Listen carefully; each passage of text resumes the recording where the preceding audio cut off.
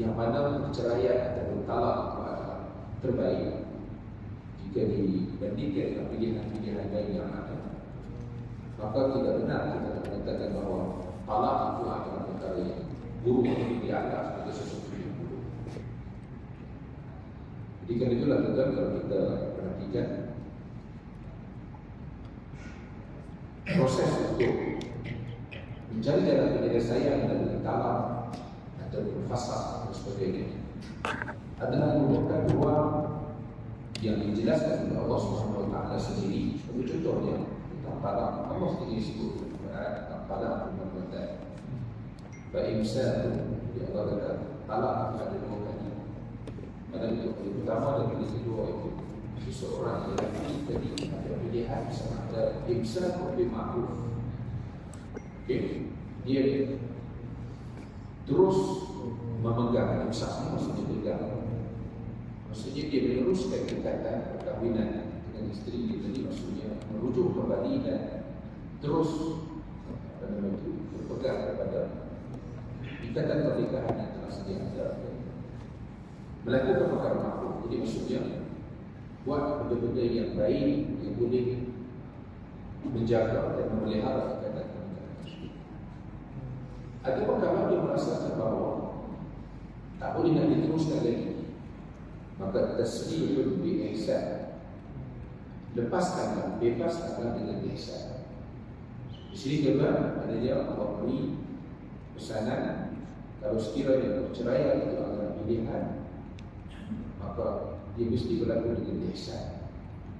Tetapi kalau nak kembali dan teruskan ikatan perkahwinan itu, maka Allah bil ma'ruf, mestilah diisi dengan usaha-usaha melakukan ma'ruf untuk menjaga dan memelihara ikatan itu agar terpelihara.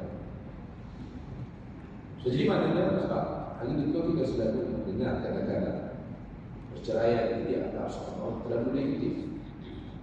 Dia bisa dirujuk kepada hadis yang mengatakan apabila seorang lelaki itu berlafaz datang kepada istrinya maka bergoncanglah arasy Allah. Riwayat itu pun sebenarnya juga adalah riwayat yang dipertikaikan dari segi kesahihan.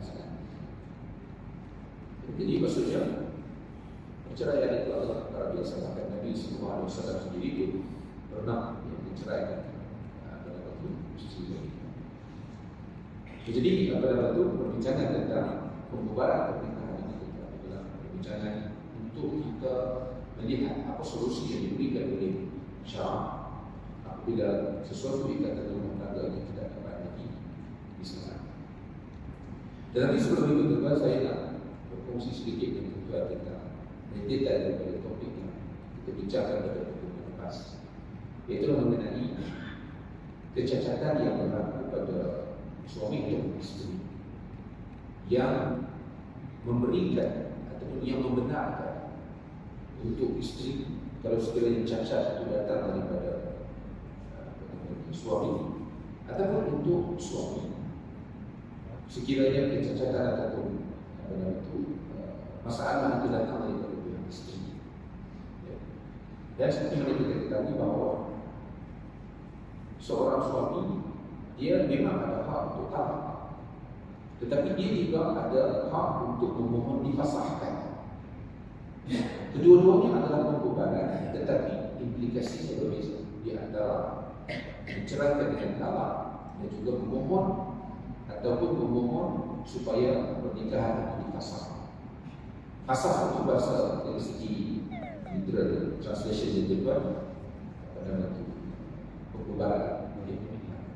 Jadi apa yang saya maksud pada begini itu kalau kita nak lihat dari segi perspektif undang, supaya kita boleh pada waktu faham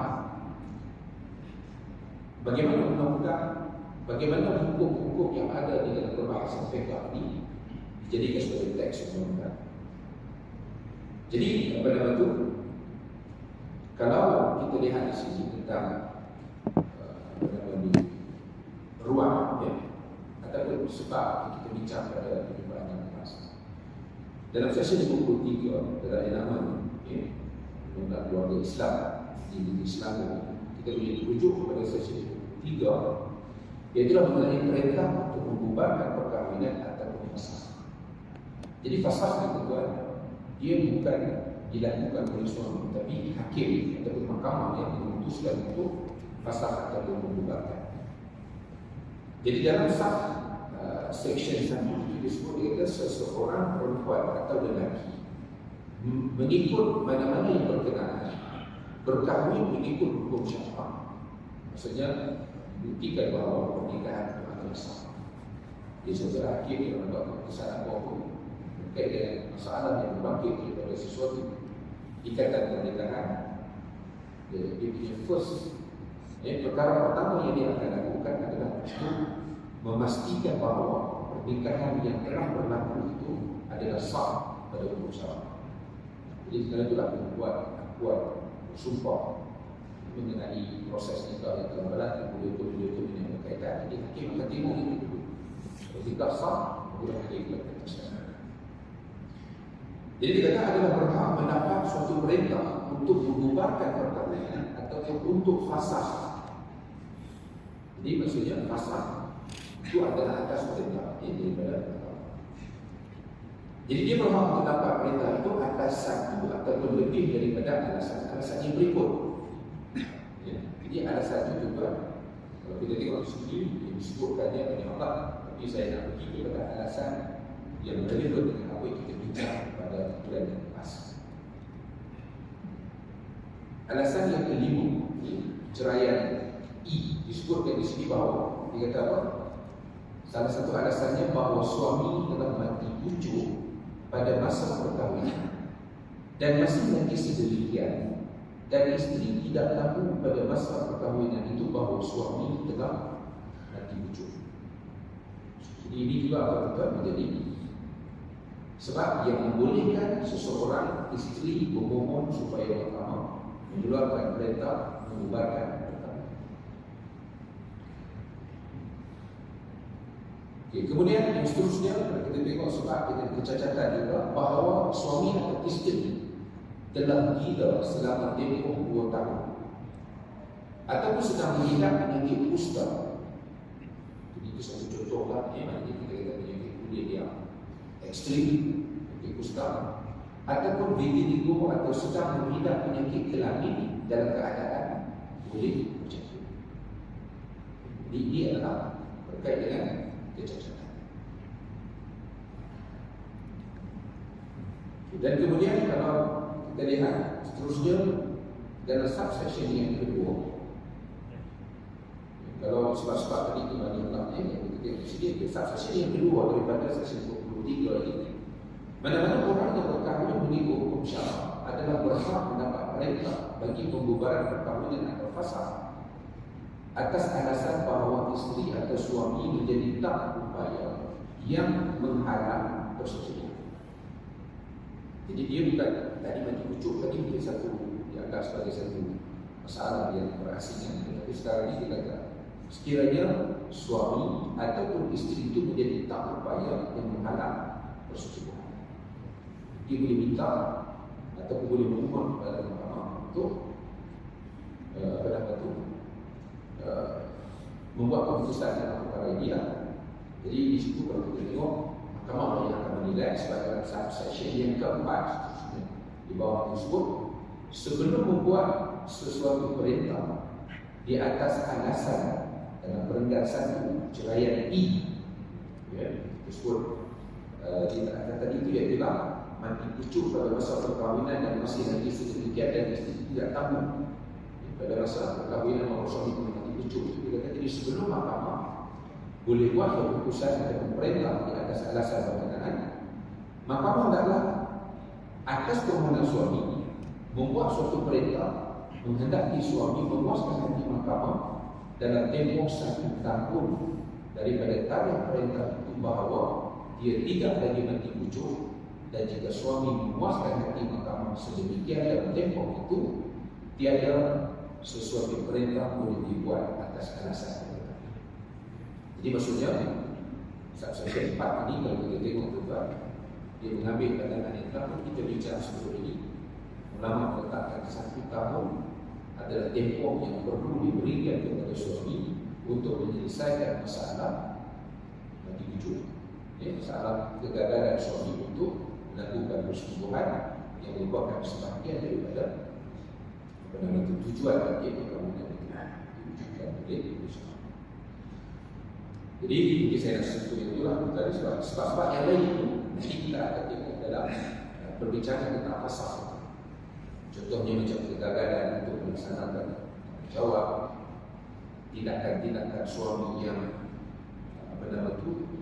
menunjukkan bahawa dia tidak melaksanakan itu peranan sebagai seorang suami dan sebagainya. Jadi itu ada dia punya section dan juga subsection yang lain yang kita akan sentuh bila kita bicara tentang pasal.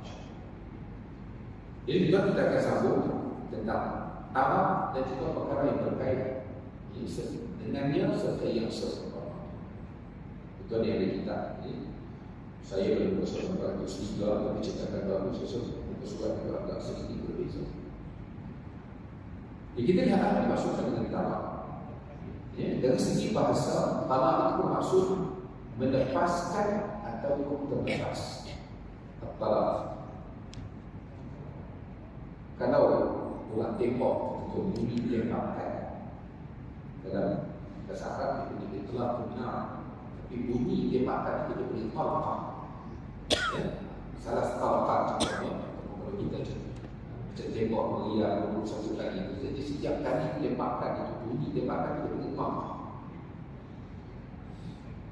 Dan talak dari segi syarak bermaksud merungkai ikatan perkahwinan dengan lafaz talak dan sebagainya. Jadi lafaz yang diucapkan itu adalah lafaz talak yang tujuannya adalah untuk merungkai ikatan perkahwinan. Dari segi dalil disyariatkan talak itu adalah yang pertama kalau kita lihat ayat 229 daripada surah Al-Baqarah yang menyatakan ayat yang saya bacakan awal tadi dan syaitanir rajim apala fuqaratan fa imsaku bima'ruf aw tasrih bi ihsan. Jadi kata Allah Ta'ala yang boleh dirujuk itu adalah maradan. Jadi bagi seseorang lelaki yang telah menjatuhkan talak untuk satu dan dua ini, dia masih ada pilihan, iaitu apa? Fa imsaku bima'ruf untuk dia rujuk dan juga dipegang terus ikatan itu dengan isteri itu tadi bima'rufin dengan cara yang baik. Kita tahu lah ma'ruf maksudnya melayan isteri itu dengan cara yang baik. Tunaikan tanggungjawab, tunaikan hak isteri.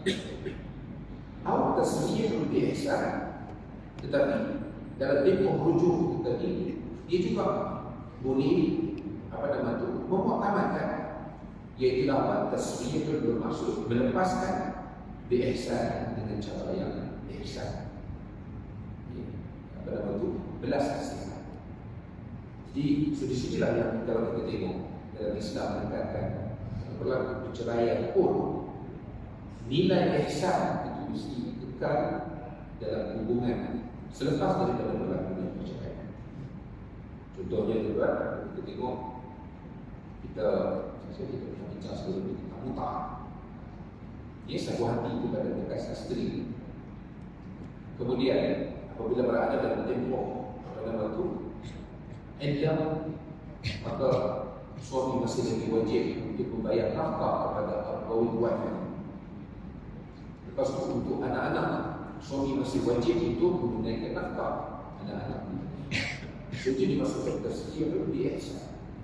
Ya, bukanlah perceraian itu berlaku dengan cara berperkara, berpatah arah atau berpatah putih.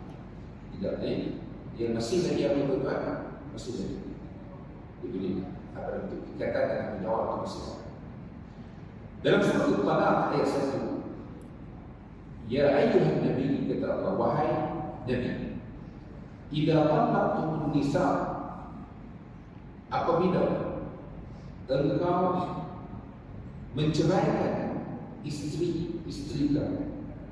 Jadi ayatnya Allah tujukan kepada Nabi tapi terpakai untuk semua umat manusia. Idza talaqtumun nisa, apabila kamu menceraikan istri kamu, faqallituhunna, maka ceraikanlah mereka li'iddatihinna, pada masa dari segi maksud. Bagi iddahnya itu maksudnya pada masa yang membolehkan mereka menggunakan iddah. Sebab itulah kita nanti kita akan sampai perbincangan tentang talak ini. Dia ada yang sunni, ada yang bid'ah. Dia bukan sunni lawan syiah, tapi sunni di sini maksudnya suami tadi menjatuhkan talak pada waktu yang betul seperti mana yang disarankan mengikut sunnah. Talak bid'ah itu pula maksudnya tindakan menjatuhkan talak pada masa yang bercanggah dengan panduan yang diberikan oleh syarak. Bid'ah itu adalah merujuk kepada perkataan bid'ah.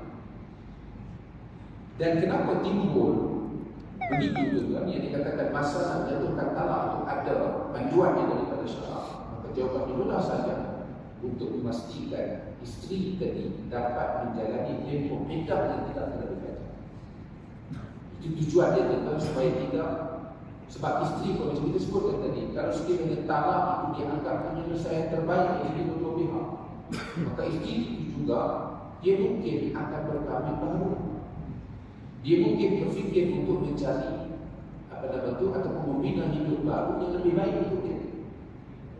Jadi seorang suami tidak sepatutnya membiarkan outgoing wife ini tadi terpaksa menjalani tempoh iddah yang lebih panjang daripada yang dikehendaki oleh syarak, kerana tindakan dia menjatuhkan talak pada waktu yang tidak sepatutnya. So, kerana itulah Allah ingatkan di sini faqad biquhum wa iddatihim, maka jatuhkan talak pada mereka itu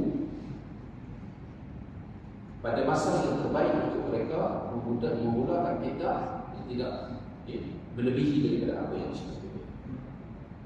So itu dalil daripada Al-Quran. Suci kita beri kepada dalil daripada sunnah. Sabda Nabi SAW, abghadul halali ila Allah ta'ala at-talaq. Jadi perkara halal, tetapi ianya adalah tidak disukai oleh Allah adalah talak.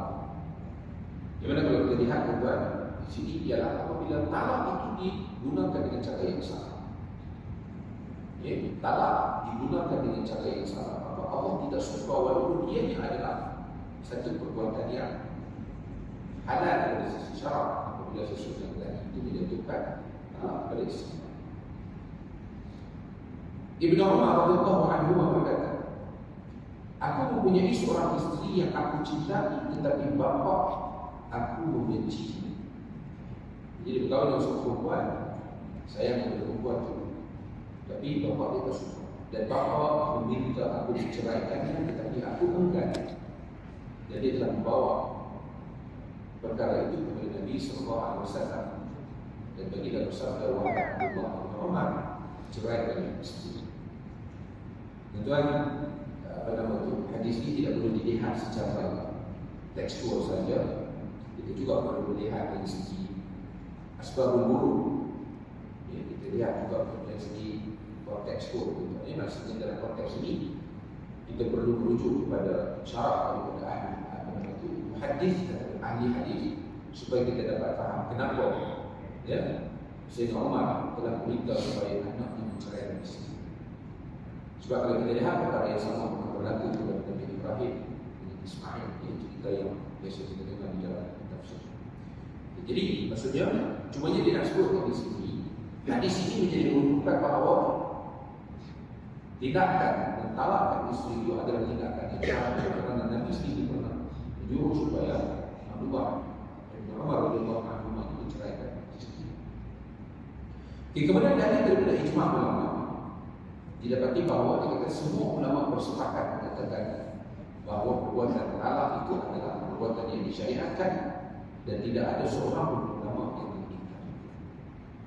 Jadi maksudnya dalil jelas daripada Quran, daripada Sunnah dan juga daripada ijma' para ulama. Kita lihat sedikit perbincangan mengenai hikmah di sebalik pensyariatan talak. Matlamat perkahwinan adalah kehidupan yang berterusan di antara kedua-dua pasangan suami isteri. di mana Allah Subhanahu wa taala mensyariatkan banyak hukum hakam dan adab-adab untuk mengekalkan dan serta menyemarakkan hukum tersebut.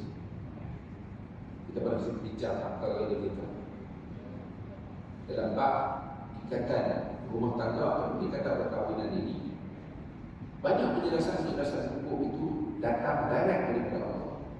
Diceritakan dalam Quran dan Sunnah berperinci. Bahkan kalau kita berbandingkan dengan ibadah-ibadah pribadi, contohnya salat dan sebagainya, penjelasan tentang hukum perkahwinan ini kita dapat lihat dalam Quran. Tetapi kata kenalannya, kadang-kadang adab dan hukum itu tidak diikuti oleh kedua-duanya ataupun salah seorang daripada mereka. Inilah sifat manusia kita. Al-khata' wal nisyan. Lakukan kesalahan, kesilapan dan juga lupa. Itu adalah dua sifat bagi manusia. Ya. Dalam waktu bercinta dia tuan sedih dia berjanji macam-macam. Ya, lautan api sama-sama direnangi dan sebagainya. Bila pergi kepada kehidupan yang sebenar, yang tuhir, yang bila berhadapan dengan realiti, maka masing-masing kita pula tahu apa hakikat sebenar daripada sesuatu ikatan perkahwinan. Jadi ada yang boleh sacrifice, boleh berkorban demi untuk mencapai tujuan yang telah pun disepakati bersama. Ada orang yang mungkin dia tak nak melepaskan hak dia ataupun kita katakan apa yang dia ada sebelum ini untuk memastikan masing-masing itu mendapat hak dan juga memenuhi tanggungjawab tersebut. Contohnya dia kata suami tidak memilih isteri yang sesuai, ataupun kedua-dua pasangan atau salah seorang tidak iltizam dengan adab-adab pergaulan ataupun dalam bahasa Arab ini muasyarah untuk hidup bersama seperti mana yang telah ditentukan oleh Islam. Sebab itulah kita berbincang kita tentang perkahwinan ini sebelum daripada sesuatu pernikahan itu dibentuk. Maka di sana ada bab sekufu kafa'ah yang dibincangkan, kesesuaian dan sebagainya, tanggungjawab wani dan seterusnya.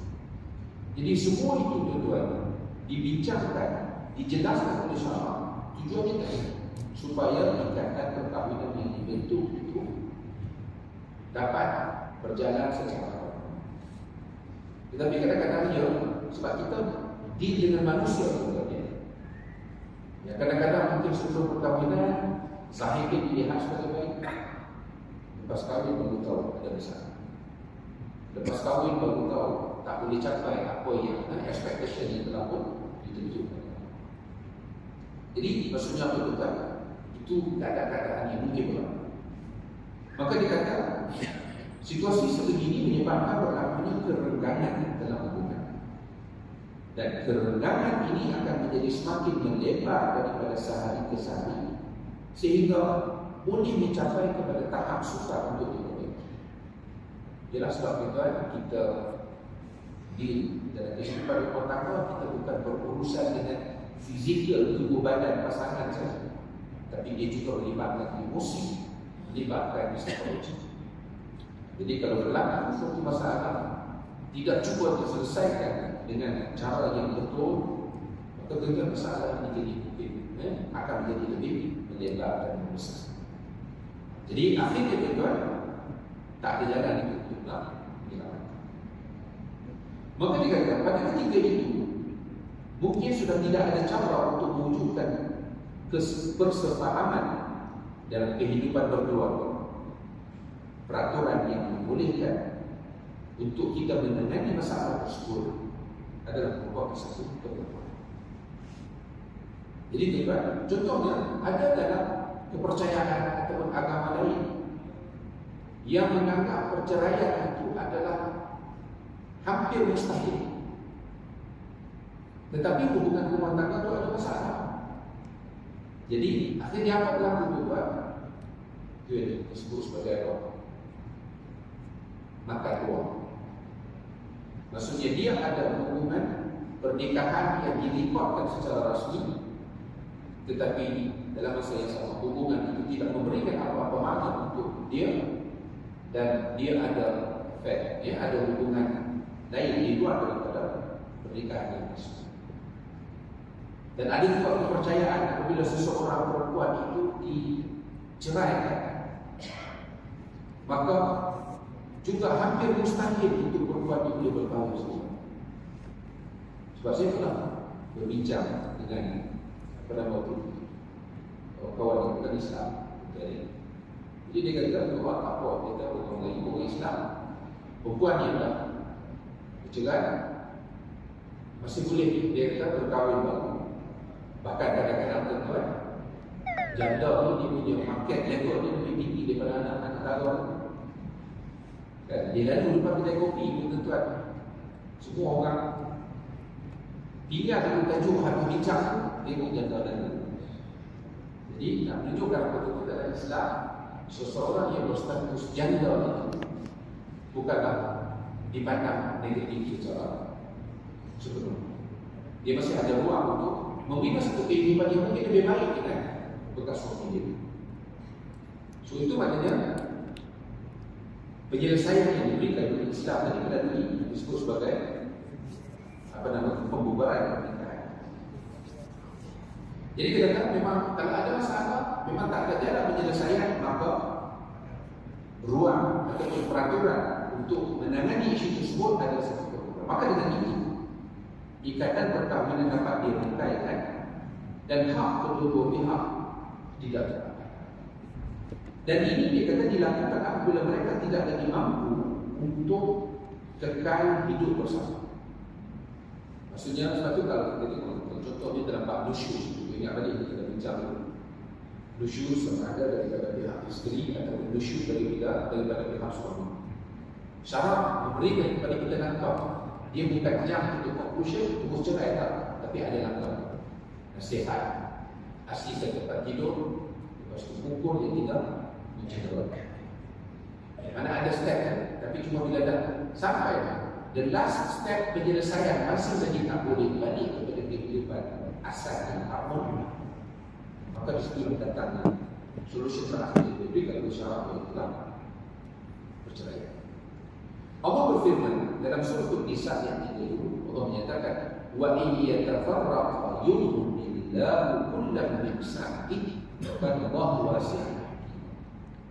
Dan jika mereka berdua, maksudnya suami isteri tadi, terpaksa memilih penyelesaian yang terakhir yaitu perceraian, yatafarraqa, berpisah mereka terpaksa, yughnillahu kullam min sa'atihi, maka Allah akan mencukupkan keperluan masing-masing daripada limpahan dunia.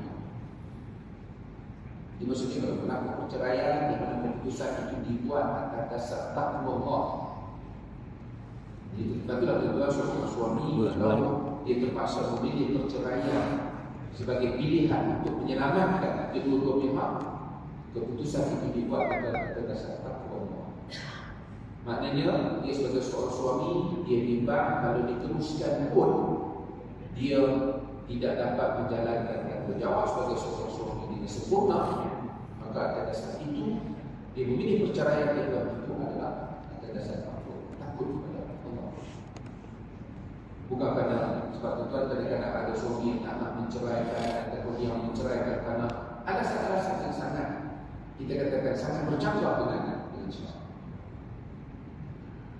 Wa kana Allahu wasi'an hakiman, kata Allah, dan dia yang Allah adalah Tuhan yang maha luas limpahan kurnianya, dan Allah juga adalah Hakim, adalah Tuhan yang maha bijaksana.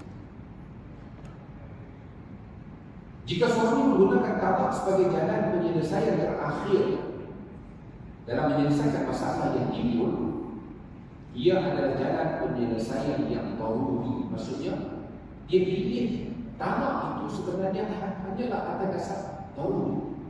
Maksudnya penyelesaian yang dia tak ada pilihan lain. Dia tak boleh dia nak selamatkan. Maksudnya penyelesaian yang amat diperlukan. Jadi sebab itulah tentu adalah talak tidak boleh menjadi bahan. Talak ni adalah termasuk dalam lafaz. Sungguh pun jadi sungguh, main-main pun jadi sungguh. Itu kaedah yang disebutkan di dalam. Dan dia terpaksa melakukannya walaupun kebiasaannya perceraian itu adalah amat mengerikan. Kalau kita dilihat dari segi perspektif sosial, dari segi perspektif kehidupan bermasyarakat. Itu memang talak ini memberikan impak negatif yang sangat jelas. Tadilah tuan, apabila talak itu tidak berlaku atas dasar dasar itu, menyebabkan tadi suami tidak menunaikan tanggungjawab terhadap anak-anak selepas daripada berlakunya perceraian. Ya.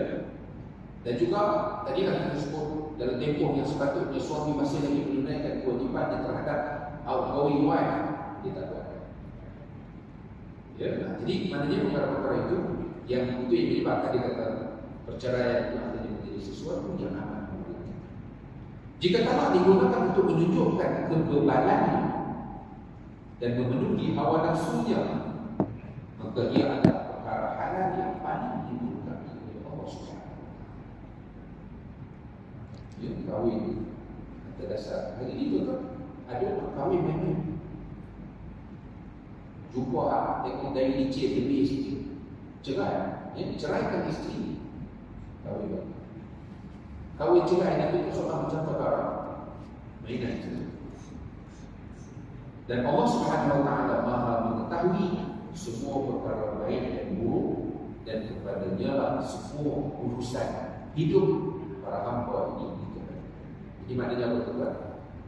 Allah datangkan talak ataupun pembubaran perkahwinan dengan beberapa cara yang kita akan bincangkan nanti. Semuanya itu bukan kerana Allah mengetahui apa yang dilakukan oleh kita sebagai hamba yang lemah. Dan kemudian ada satu perbincangan beliau tentang talak itu adalah satu indikator, petunjuk kepada kehebatan syariat Islam. Sebab itu, kalau kita tengok dalam kepercayaan ataupun agama lain, apabila bercakap tentang religious discourse, wacana keagamaan, fokus adalah kepada konsep mungkin ketuhanan. Walaupun ada setengah-setengah agama ketuhanan, perbincangan tentang ketuhanan tidak ada. Tetapi kalau dalam Islam, apabila kita bercakap tentang wacana keagamaan, maka dia bukan hanya menyentuh tentang ketuhanan atau hubungan individu dengan Tuhan sebagai agama, tetapi dia juga menyentuh tentang hubungan individu sesama individu. Maknanya hubungan sesama manusia. Itu konsep hablum minallah dan juga hablum minan nas, tali yang mengikat antara hamba dengan Allah dan juga tali yang mengikat manusia dengan sesama manusia. Jadi dalam agama lain kebanyakan kita bila kata berbincang tentang agama, dia bincang tentang konsep hubungan dia sebagai individu dengan Tuhan. Tapi Islam betul kita tahu sebagai agama yang syumul, yang syariat yang adalah bersifat menyeluruh. Maka Islam menggariskan, ataupun syariat Islam ini menggariskan tentang bagaimana untuk kita hidup secara harmoni dengan orang lain dalam berbagai konteks, rumah tangga, kejiranan, dengan sosial, ekonomi dan sebagainya. Jadi dia kata apa yang telah yang kita bincangkan sebelum ini menegaskan bahawa pensyariatan hukum hakam yang berkaitan dengan talak dan natijahnya sebagaimana yang digariskan oleh Islam menunjukkan tentang kehebatan yang terkandung di dalam syariat Islam. Ia juga menjadi bukti terpenting menunjukkan bahawa hukum hakam Islam itu benar-benar sesuai dengan fitrah dan keperluan semula jadi manusia. Hakikat ini semakin terbukti jika kita membandingkannya dengan bangsa-bangsa lain di dunia. Mereka tidak berpuas hati terhadap larangan talak yang dipercerai, dan mereka menganggap perkahwinan itu adalah penjara untuk selama-lamanya, yaitu penjara yang mengurung kedua-dua suami istri agar hidup bersama, sama ada mereka suka atau tidak. Maksudnya once dah pilih untuk berkahwin, maka dia berikan saja. Itu yang menyebabkan artinya tuan-tuan, dia ada masalah apa-apa, dia tak boleh bercerai. Dia tak boleh bercerai sebab kalau berlaku perceraian tuan-tuan, dia boleh bawa kepada satu tahap mungkin ada yang akan bunuh diri, khususnya perempuan. Ini kalau tuan selalu ataupun itu baca itu perbincangan mengenai perkahwinan dalam perspektif sosiologi. Jadi ada masa-masa tertentu, maksudnya seorang perempuan kalau dia bercerai daripada suami dia dianggap sebagai perempuan yang tinggi. Ada nilai itu yang akhirnya membawa kepada kes bunuh diri yang sangat tinggi dalam kalangan perempuan yang diceraikan ataupun yang ditinggalkan oleh suami. Mereka mengkaji semula larangan ini setelah melihat kesan yang buruk kepada masyarakat serta melahirkan jenayah yang berbahaya. Mereka mengkaji semula kalau mereka dapati kehidupan harmoni suami isteri tidak mungkin berlaku dengan paksaan. Yang mana pasangan itu hanya akan merosakkan seluruh milik keluarga dan menjadi gunung berapi yang akan musnah dan menghancurkan segala-galanya. Oleh itu Islam serius dalam mengambil langkah untuk menjadikan kedua pasangan itu saling faham memahami saya akan menjadi kekal sebagai suami isteri.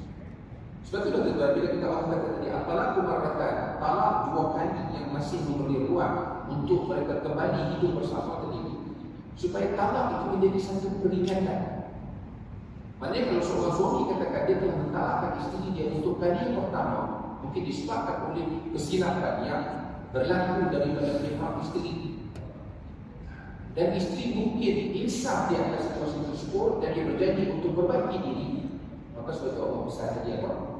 Fa'imsakun bima'ruf, patah balik hidup semula. Masing-masing ingat bahawa pernah berlaku satu peristiwa mereka hampir memutuskan ataupun kita katakan membubarkan ikatan pernikahan. Tak ada masalah. Ya, Allah beri ruang untuk. Cuma tak ada masalah kita saja tuan-tuan. Bila katakan talak tiga itu, walaupun berlaku pada kali yang pertama, kalau suami mengucapkan talak dengan lafaz talak tiga, maka dia akan jatuh talak tiga. Tapi kalau dalam bahasa Hanafi sebagai contoh, bila katakan talak itu ada tiga ataupun dua kali itu adalah raj'iyah, dia bermaksud berlaku proses itu dua kali. Walaupun dalam bahasa kita, kali pertama suami jatuhkan talak, dia lafazkan dengan talak tiga, maka jatuh tiga. Tapi bahasa Hanafi dikatakan kali pertama walaupun suami lafazkan talak tiga, dia kira sebagai talak tiga. Ya. So itu dia punya tafsiran dari segi hukum. Tapi maksudnya apa tuan? Maknanya talak itu kalaupun berlaku dalam bilangan yang kita sebut tadi itu, maka masih ada ruang untuk masing-masing bermuhasabah ini cuba untuk memperbaiki masing-masing. Jadi walaupun begitu, Islam tidak merampas masalah itu dengan mengikut tubuh badan kedua pasangan berkenaan antara satu sama lain sehingga tidak boleh berpisah. Islam merawat masalah itu dengan memberikan peringatan dan panduan untuk mewujudkan rasa kasih sayang di antara mereka. Islam juga mewujudkan faktor-faktor atau sebab-sebab yang boleh menimbulkan rasa saling faham memahami di antara kedua pasangan suami isteri, serta menjauhkan sebarang kemungkinan yang boleh memisahkan. Ini prinsip dalam Islam. Sebab itu kita sebutkan dahulu, apabila Allah menyatakan ar-rijalu qawwamuna 'alan nisa, lelaki itu diberikan kiwamah yang ada. Kita disebutkan dahulu bahawa kiwamah itu bukan bermaksud dominasi dan monopoli. Kiwamah itu bukan satu perkara yang perlu dibangga-banggakan, tetapi sebaliknya kiwamah itu adalah tanggungjawab. Maknanya Islam datangkan tanggungjawab kepada lelaki untuk menjaga perempuan, yang mana mereka akan mempersoalkan dengan tanggungjawab tersebut. Ya, jadi itulah Islam sangat memberi perhatian kepada usaha-usaha untuk mewujudkan kesepahaman dan juga hubungan kasih sayang di antara suami dan isteri. Ajaran terpenting yang diajar oleh Islam ialah kedua-duanya mesti mempunyai kefahaman agama yang sahih serta melaksanakan kewajipan-kewajipan yang telah dikumpulkan ke atas orang. Kedua-duanya juga mesti beriltizam dengan akhlak Islam yang sejati, sebagaimana dia berkata oleh Allah. Jika itulah tuan-tuan, rumah tangga tak boleh bahagia dengan emosi sebagainya. Ya, sebab hari ini tuan-tuan, kita dimumukkan dengan hubungan Rumah tangga itu dengan cinta yang bersifat bahasa dulu panggil apa? Asyik dan masyuk. Sebab kalau dulu ni orang kata tu tengok filem Hindustan dia juga. Sekarang ni dengan filem-filem Melayu pun berbawa.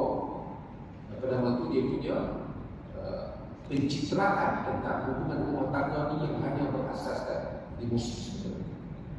Macam novel tu semua. Jadi sebab itulah yang kita katakan mudah berlaku perceraian ini sebab apa? Sebab pengaruh dengan novel-novel yang dia banyak baca sebelum. Sebab dalam novel, dalam filem, dalam drama memang semuanya indah-indah. Semua suami itu adalah anak kepada pemilik megah budi. Tapi dia tak tahu kata dia kahwin nanti baru dia tahu betapa susahnya suami untuk nak menjalankan tanggungjawab berikan nafkah cukup saja. Jadi sebab itulah akhirnya bila dia kata dia tak boleh capai apa yang dia expect berdasarkan kepada novel, drama yang dia tengok, filem yang dia tengok, itu yang akhirnya rumah tangga dia kurang. So itu yang kita katakan tadi juga, dia kata di sini, dia tekankan bahawa rumah tangga bahagia tidak boleh dibina dengan emosi sebenarnya, tapi dia mestilah beriltizam dengan usaha yang berurusan daripada kedua-dua pihak untuk melaksanakan tuntutan syariat dalam menjalankan tanggungjawab dan juga beriltizam dengan akhlak yang diajar oleh Allah kepada manusia. Inilah yang akan menjaga kehidupan rumah tangga daripada musnah. Dan untuk tujuan ini, Islam menjadikan undang-undang awam itu sebagai penyelesaian yang boleh digunakan apabila ada keperluan. Ya, apabila ada keperluan.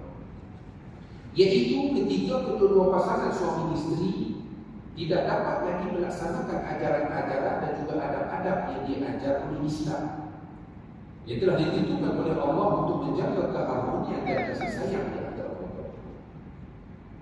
Usaha mesti berlaku. Jadi bila usaha itu tidak dilihat dapat mencapai penyelesaian terbaik, maka datanglah talak itu sebagai penyelesaian mutlak. Dan bukti kebenaran kata-kata ini kita hampir-hampir tidak dapati kes-kes perceraian yang berlaku di dalam keluarga yang saleh serta terikat dengan hukum agama Islam serta adat-adat.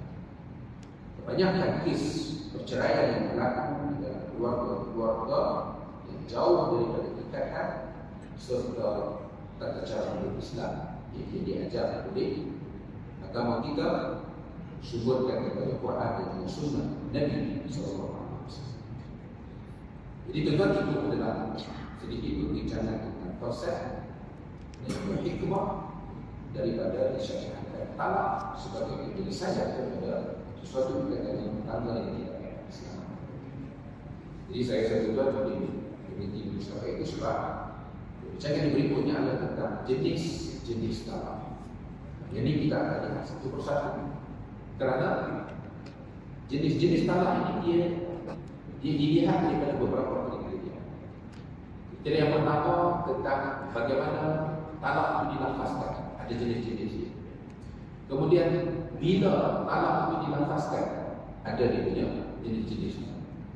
Dan begitu juga sama ada talak itu boleh reverse ataupun tak boleh reverse, itu juga ada dia punya jenis-jenis. Jadi penelitian ujian itu insyaAllah kita akan sambung pertemuan kita yang akan datang. Semoga Allah berikan kesehatan umur. Kalau kita ada soalan, dipersilakan. Saya tanya di Selangor Ustaz, banyak perceraian berlaku dalam masa bulan. Lagi satu Ustaz, saya tanya istilah 3 buta Ustaz, apa Ustaz 3 buta? Perceraian di Selangor, bukan kata di Selangor, bahkan di seluruh negara. Saya ingatlah terjadi kadang perceraian, tetapi setiap jam dalam hidup kita ni, dalam sehari 24 jam, setiap jam itu berpuluh kes perceraian. Saya ingat the last statistik ini juga yang menyebut tetapi kes perceraian di seluruh negara mencapai puluhan ribu setahun. Dan data sekarang ini mungkin lebih menyeluruh dan lebih tepat sebab antara negeri-negeri sekarang ni sudah di-linkkan di database tentang report perceraian dan juga pernikahan dan juga perceraian. Kalau dulu dituntut nak dapatkan statistik segera susah sebab kena konteks ini. Jadi sekarang ni sistem pendaftaran dipanggil NCR lah, Diklat Cerai Rujuk ni, dia dah di database itu semua. Masalah berlaku di mana-mana. Ialah cuma Selangor ni mungkin sebab ada persyaratan dari segi cabaran kehidupan dan sebagainya mungkin lebih tinggi dan juga lebih sukar dibandingkan dengan lain. Mungkin sebab ada aktor perceraian ataupun aktor perceraian di Selangor ini. Ya. Okey, cina buta ni sebenarnya adalah apabila perceraian itu berlaku disebabkan oleh talak tiga, yang mana talak tiga ni ada rujuk balik. Sepasang suami isteri yang telah bercerai dengan talak tiga, dia hanya boleh berkahwin semula apabila isteri ini telah dikahwini oleh suami baharu. Selepas daripada dia habis talak dengan isteri, habis iddah dengan suami yang pertama, dia kena kahwin baru. Kemudian dia kena suami tadi ini telah bersetubuh dengan dia, suami baru itu bersetubuh dengan dia. Okay? Sebab kalau tak bersetubuh, pernikahan yang kedua itu masih belum dianggap sebagai sempurna. Jadi dia mesti bersetubuh. Lepas tu suami yang kedua tadi itu ceraikan dia pula, dia menghabiskan iddah dengan suami yang baru itu, barulah dia boleh kembali kahwin semula dengan suami yang pertama. Sebab Cina buta. Sebab apa timbul istilah Cina buta, bukan India buta, bukan Melayu buta, kan? Contoh kita tanya orang dulu. Karena penuhnya mungkin cari Cina buta ni supaya Cina tu tak kacau ini dia. Kot sebab dia nak kahwin balik. Tapi dari segi hukum dia tak boleh kahwin semula dengan isteri kalau kot ikut Cina buta dia belum muslim. Sebab itulah zaman dulu saya tak tahu betul-betul tidak tuan. Ada yang kata sampaikan di mahkamah pun ada bilik untuk Cina buta ni, ada tempat nak mengintai nanti tengok betul tak berlaku persetubuhan. Ya, saya tak tahu. Kita tanya apa bagi Cina buta. Allah Ta'ala. Ada soalan lain ke? Kalau tak ada, itu saja. Kita katakan ini untuk apa berganti.